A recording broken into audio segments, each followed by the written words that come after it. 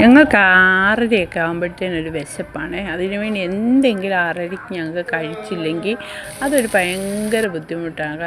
കാര്യം അല്ലെങ്കിൽ ഞങ്ങൾ എന്തെങ്കിലും കടയിൽ നിന്നാണെങ്കിലും മേടിക്കും. ഇപ്പം ഗ്യാസിൻ്റെ പ്രോബ്ലം കൊണ്ട് ഇപ്പം കടകളും തട്ടുകടകളും ഒന്നുമില്ല ഗൈസ്.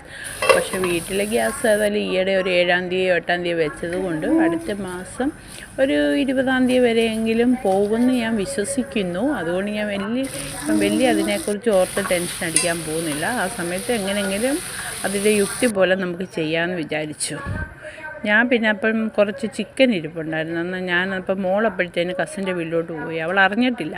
അപ്പോൾ എനിക്കൊരു മൂഡ് തോന്നി ഒരു ചിക്കൻ കറി വെച്ച് ആദ്യമേ ഓർത്ത് ബിരിയാണി വെക്കാമെന്ന് തന്നെയാണ് വിചാരിച്ചിരിക്കുന്നത് ഇപ്പോഴും.